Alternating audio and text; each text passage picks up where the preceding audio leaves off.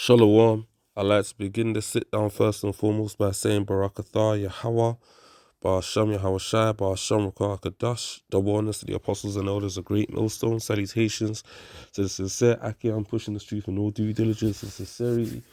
I'm going to go through a list of scriptures that I got, starting with Ephesians, the 6th chapter and the 12th verse. In fact, let me start from verse 10 here. The armor of Yahweh. Finally, my brethren, be strong in the Lord Yahweh and in the power of his might. Why do we need to be strong? This walk is not easy and we fight against demons every single day, man. Demons manifest in physical form, spiritual attacks. I've had a sickness now, fever for about not a fever. I had a fever for about a week, got rid of that, and then the lingering cold. I've had the symptoms for about a week and a half. Been on the ginger, the lemon, all of that, even try conventional bits because the shit is sticking. And yo, like, wake up, I get through the day fine, go to sleep, wake up sniffling. Like, yo, and honestly, like, yeah, the herbs are there. You could take teas, all of that stuff. Diets, yes, but healing comes ultimately from Yahweh Bashim, Yahweh Shai. That's the main thing. And ultimately, sometimes the Lord will just put you through a little bit of roughness, man, just to just to put you through it a little bit, man. And it's all good. Because at the end of the day, and season out of season, regardless of how man are feeling, we're out here pushing, man. Regardless, trying to edify the flock. Put on the whole armor of Yahweh, that you may be able to stand against the wiles of the devil. And some of those will be sickness, some of those will be other forms of demons trying to mess with you, if not physically, your body, your mind. And that's all because, like it says in verse 12, for we wrestle not against flesh and blood. We're not out here, going mortal combat against our enemies, but against principalities, against powers, against the rulers of darkness of this world, against spiritual wickedness in high places. There's wicked seances and elites of this world that pray against us, man. That ultimately, man, want to see our destruction. But hey, as the saying goes, the general saying, "Who God bless, no man can curse." If the Heavenly Father be before you, who can be against you, man? Wherefore, take unto you the whole armor of Yahweh, that you may be able to withstand in the evil day, and having done all to stand. Because the evil day, and the day of Jacob's trouble, is going to be a day of trouble such as has never been since there was a nation on the earth. Say I had a list and I just go straight off it. Ezekiel 7:5. Thus saith the Lord Yahweh, an evil and only evil behold is come, an end is come, the end is come, it watcheth for thee, behold it is come. And it's just the punishment for the wicked. Now, ultimately, man, during that time, we're going to witness the destruction of the wicked.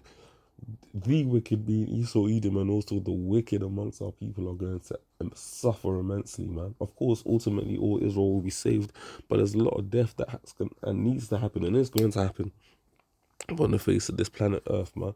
And I say that to say, like, we got to be serious with this word, man. This is the engrafted word that's able to save our souls, man. This is the most important thing in life, above absolutely anything else, man. You could lose your job, you could lose your livelihood, your money, and yeah, it's gonna impact you carnally. But you lose this truth, man. You become an apostate. Yo, it's the worst thing you could ever have happen to you, man. Habakkuk 12, Habakkuk 2, sorry, and then I'm gonna go straight to, in fact, 1 second. Habakkuk 2. Let me start from verse 3. For the vision is yet for an appointed time, but at the end it shall speak and shall not lie. Though it tarry, wait for it, because it will surely come, it will not tarry. Meaning that this destruction is going to happen. These necessary evils that must take place, because the Heavenly Father, Yahweh has prophesied it, will happen, man. Regardless of man's opinion, regardless of what people think, because the Heavenly Father, Yahweh has established this covenant, and writing, Yahweh came and reaffirmed it with his blood. Judgment is going to fall, man, upon the wicked. Judgment is going to fall upon anyone outside of the righteous of Yahweh Hashem Shai. Because you see, as it says here in verse 12, man, this kingdom has been established by blood.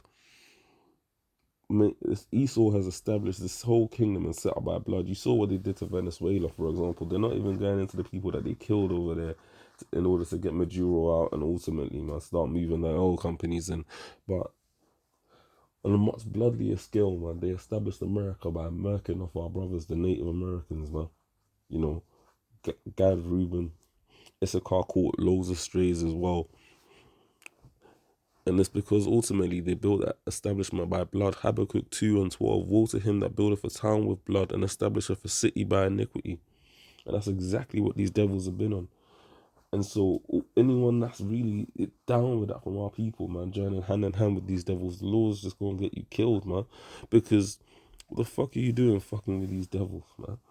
Never trust thine enemy, man. For like as iron rusteth, so is his wickedness. So you go crouch and take heed of him and beware of him. Regardless of what these devils try to push, regardless of the persona they try to put forward, you see how Donald Trump is moving, and the fact that none of these other Edomites really have a problem with him, because ultimately it's in all of their spirits to do that wickedness that they're doing. Why? Because Psalms 49:11, their inward thought is that their houses shall continue forever, and their dwelling places to all generations. They called their lands after their own names. They conquered Africa and named it after Leo Cyprius Africanus, Asia after Asiaticus. You know, they took, even with certain of the nations, they named them after things that they found and plundered in those different countries that they exploited. These devils are just natural born thieves, man. And it's a shame because our people either love these devils to the death, or ultimately they take after them in the way that they operate. And that's that's why ultimately 2/3 of our people are going to die, because they sown themselves onto the bloody city. They love Egypt, pursuant to Isaiah 30 and Isaiah 31. They don't care about the history of this place. They really just want to be in Esau Edom's good books. But they've forsaken the Lord Yahweh. They've forsaken their own people, and they've forsaken themselves. Hence why 2/3 of our people ain't going to have no transition period. We're not going to have no time in the wilderness where we try and persuade Jake to get right. They're just going to die on this side. And that's just the way it is, man. Nahum 3:1. Woe to the bloody city. It is full of lies and robbery. The prey departeth not. The noise of a whip and the noise of the rattling of the wheels and the prancing horses and jumping of chariots. You know, it seems like there's a lot going on. And there is a lot going on. There's a lot of commerce. There's a lot of transport. Things are being done, but ultimately it's got wicked foundations. The horseman lifteth up both the bright sword and the glittering spear, and there is a multitude of slain, and a great number of carcasses, and there is none end of their carcasses. They stumble upon their corpses because of the multitude of whoredoms of the world-favoured harlot, the mistress of witchcrafts that selleth nations through her whoredoms and families through her witchcrafts. And is that not America? That whoredoms of the world-favoured harlot, man. America, the mistress of witchcrafts. I mean, America, the place where all sorts of evil stems from, that selleth nations through her whoredoms and families through her witchcrafts. Because behold, I am against thee, saith the Lord Yahweh of hosts. And he's gonna bring war against America, man, through Magog, written off in Ezekiel. And I will discover thy skirts upon thy face, and I will show the nations thy nakedness and the kingdoms thy shame. And ultimately, man, America is the figurehead of Esau Edom's kingdom. So once that nation goes down, you best believe, whether it's these British Edomites, French Edomites, German Edomites, etc., etc., etc., they're gonna get found out, man. They're gonna get listen, when Babylon falls, that day will be such a glorious and remembered day, man. When the Lord destroys that place with nuclear fire, strikes loads of Edom, strategic cities and locations, and Yahweh Yahushua we be members of the elect, delivers us along with our brothers in those chariots. It's going to be a well remembered day, man. And ultimately, man, Israel shall do valiantly. We will be saved, man, out of this absolute madness that we are in. That's the day that we're calling upon. And in order to get to that point in time, yeah, you need to have faith. You need to maintain, because Satan don't want us delivered. What did Yahushua say to Peter, man?